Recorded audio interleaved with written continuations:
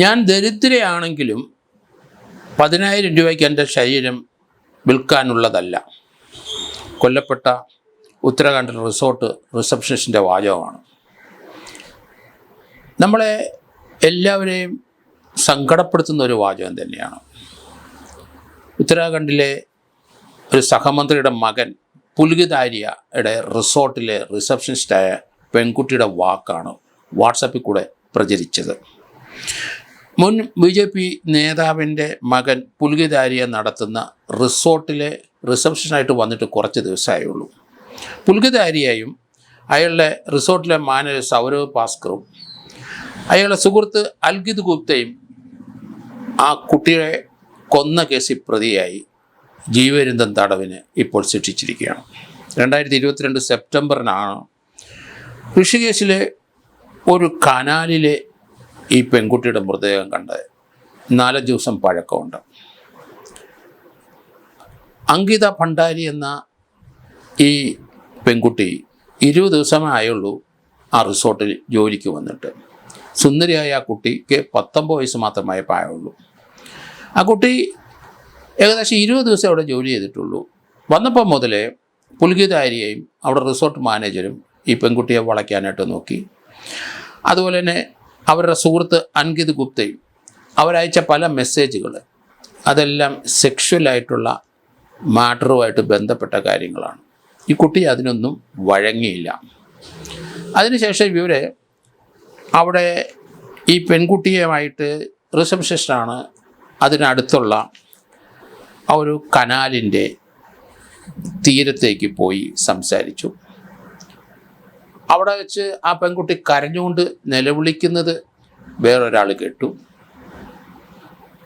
ആ കനാലിൽ ഈ പെൺകുട്ടിയുടെ മൃതദേഹം കിടന്നു 4-5 ദിവസം കഴിഞ്ഞപ്പോഴാണ് കണ്ടെത്തിയത്. അങ്കിത ഭണ്ഡാരി റിസപ്ഷനായിട്ട് വന്ന ശേഷം ഞങ്ങൾക്ക് ഇതേപ്പറ്റി ഒന്നും അറിയില്ല എന്നാണ് ആ പ്രതികൾ പറഞ്ഞത്. ഏതായാലും ഉത്തരാഖണ്ഡിലെ പോലീസ് കൃത്യമായി അന്വേഷണമായിട്ട് മുന്നോട്ട് പോയി.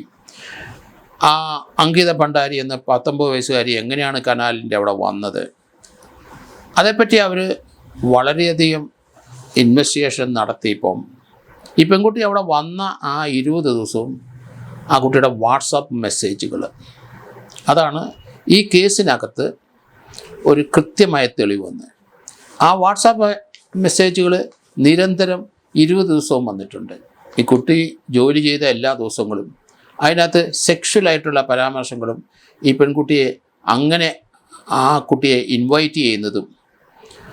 അങ്ങനെ ആ പെൺകുട്ടിയുടെ ഒരു സുഹൃത്ത് എന്നടുത്ത് ഈ പെൺകുട്ടി പറഞ്ഞ വാക്ക് കോടതിയിൽ അത് സാക്ഷി പറഞ്ഞു.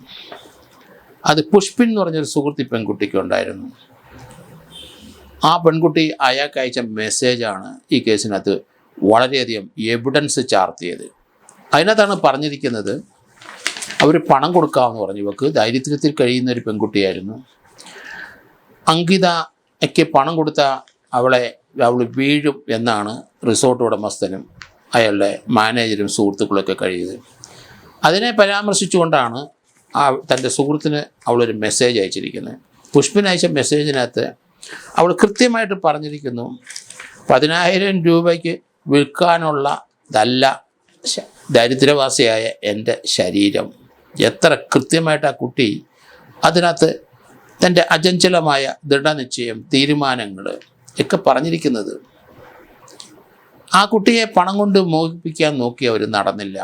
സെക്ഷുവലായിട്ട് അവൾക്ക് ഒത്തിരി മെസ്സേജ് അയച്ചിട്ടുണ്ട്. അതിലൊന്നും അവൾ വഴങ്ങിയില്ല. അവസാനം അവൾ റിസോർട്ട് വിടാൻ, ദാരിദ്ര്യം കൊണ്ട് മാത്രമാണ് അവൾ അവിടെ ജോലിക്ക് വന്നത്, അത് വിടാനായിട്ട് അവൾ ശ്രമിച്ചപ്പം ഇവർ അടുത്ത തന്ത്രം ഉണ്ടായി.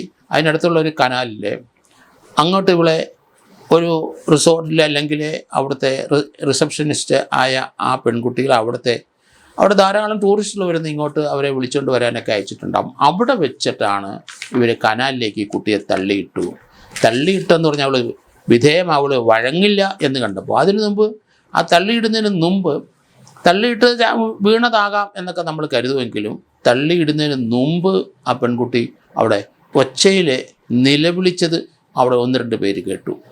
കാരണം ഇവർ അടുത്തുകൊണ്ട് അവർ നിലവിളിച്ചു. ആ കുട്ടിക്ക് ഭയമായി. ആ കുട്ടിയെ തള്ളിയിട്ട് കൊന്നു എന്നാണ് ഇപ്പം വരുന്നത്. അവൾ വഴങ്ങാതിരുന്നുകൊണ്ട് കനാലിലേക്ക് തള്ളിയിടുകയാണ് ചെയ്തതെന്ന് വരുന്നത്. നിലവിളിക്കുന്ന സാക്ഷി, കേട്ട സാക്ഷി കോടതിയിൽ വന്ന് സാക്ഷിമൊഴി പറയുകയും ചെയ്തു. അത് ആ വാട്സാപ്പിലെ മെസ്സേജുകൾ 20 ദിവസത്തെ മെസ്സേജുകളുണ്ട്. ഇവർ 3 പേരും നിരന്തരം ആ കുട്ടിയെ പീഡിപ്പിക്കാൻ വേണ്ടി അവൾക്ക് പണം ഓഫർ ചെയ്ത് പല രീതിയിൽ അവളെ വശീകരിക്കാൻ നോക്കിയതെല്ലാം വാട്സാപ്പിനകത്തുണ്ട്. അതുപോലെ ഇവളുടെ ഒരു സുഹൃത്ത്, അങ്കിതയുടെ സുഹൃത്ത് പുഷ്പിൻ്റെ മൊഴി കോടതിയിൽ വളരെ കൃത്യമായിട്ട് പറയുകയും അത് കോടതി അംഗീകരിക്കുകയും ചെയ്തു. 3 പേർക്കും ഇപ്പം കോടതി ജീവപര്യന്തം തടവ് കൊടുത്തു.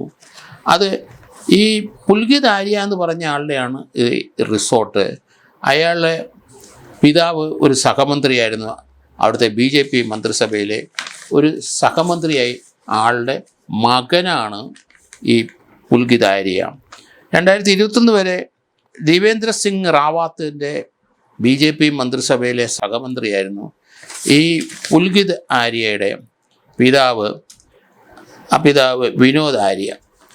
അതാണ് ഈ കേസിൻ്റെ ഒരു പ്രത്യേകത. വലിയ ഒച്ചപ്പാടുണ്ടാക്കിയ കേസാണ്. BJP മന്ത്രിസഭയിലെ ഒരു സഹമന്ത്രിയുടെ മകനാണ് ഈ കൊലക്കേസ് പ്രതിയായിട്ട് വന്നത്. ഇപ്പം കോടതി കൃത്യമായി അയാളെ ശിക്ഷിച്ചിരിക്കുന്നു. കാരണം ഉത്തരാഖണ്ഡിലെ ആ റിസോർട്ട് സ്ഥിതി ചെയ്യുന്നത് അവിടുത്തെ പൗരി ഗർവാൾ എന്ന ജില്ലയിലാണ്. അവിടുത്തെ ജില്ലാ കോടതിയിലാണ് ഇപ്പോൾ ഇവരെ ശിക്ഷിച്ചത്. 3 പേർക്കും ജീവപര്യന്തം തന്നെയാണ്. നമ്മൾ വിചാരിക്കുന്ന പോലെയല്ല ഓരോ പെൺകുട്ടികളുടെ വളർച്ചകൾ, അവരുടെ മാനസികമായ ശക്തി, അവരുടെ അറിവ്, അവരുടെ കുടുംബ പശ്ചാത്തലം, ദാരിദ്ര്യമൊന്നും അവിടെ പ്രശ്നമല്ല. അവർ അചഞ്ചലമായ എതിർപ്പ് ഇങ്ങനെയുള്ളവരിൽ നിന്ന് നേരിട്ടു. ആ കുട്ടി അവിടുന്ന് നിവൃത്തിയില്ലാതെ അവിടുന്ന് രാജിവെച്ച് പോകാൻ ശ്രമിച്ചപ്പോഴാണ് ഇവർ അവിടുത്തെ ഒരു കനാലിലേക്ക് തള്ളിയിട്ട് കൊല്ലാനായിട്ട് പോയത്.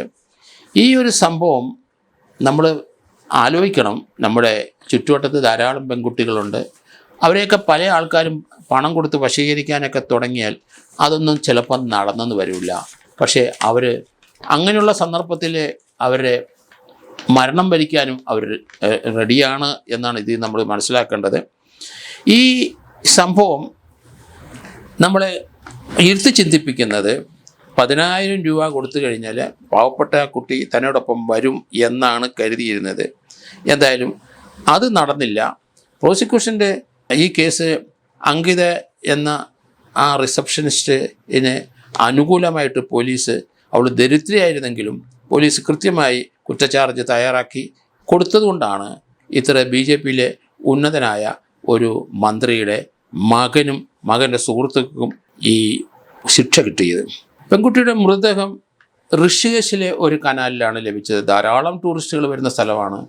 അവിടുന്ന് ആൾക്കാരെ ക്ഷണിക്കാൻ വേണ്ടിയിട്ട് ആയിരിക്കണം അങ്ങോട്ട് ഈ പെൺകുട്ടിയെ കൊണ്ടുപോയത്. അവരെ വിളിച്ചുകൊണ്ട് വരാൻ ആ സമയത്ത് ഇവർ പ്രതികൾ 3 പേരും അവരുടെ പിന്നാലെ പോയിട്ടാണ് അവളെ അവിടെ വെച്ച് പീഡിപ്പിക്കാൻ ശ്രമിച്ചത്. അവസാനം അവൾ വഴങ്ങുന്നില്ല എന്ന് കണ്ടപ്പം അവളെ കനാലിൽ തള്ളിയിട്ടു.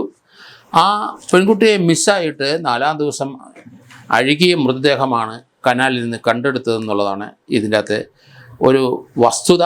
കാരണം അത് റിസോർട്ടിൽ നിന്ന് വളരെ അകന്ന ഒരു പ്രദേശം ഋഷികേശിൽ ആണ് എങ്കിലും ഋഷികേശിൽ വരുന്നവരെല്ലാം അവിടെയുള്ള ധാരാളം ടൂറിസ്റ്റ് റിസോർട്ടുകളുണ്ട്, അവിടെയൊക്കെ വന്ന് താമസിക്കും. അങ്ങനെയുള്ളവരെ ചിലപ്പോൾ റിസപ്ഷനിസ്റ്റ് പോയി വിളിച്ചുകൊണ്ട് വരണം. അങ്ങനെയാണ് ഈ കുട്ടിയെ അങ്ങോട്ട് പറഞ്ഞയച്ച് അവർ പിന്നാലെ പോയി ആ കുട്ടിയെ കനാലിൽ തള്ളിയിട്ട് കൊന്നത്.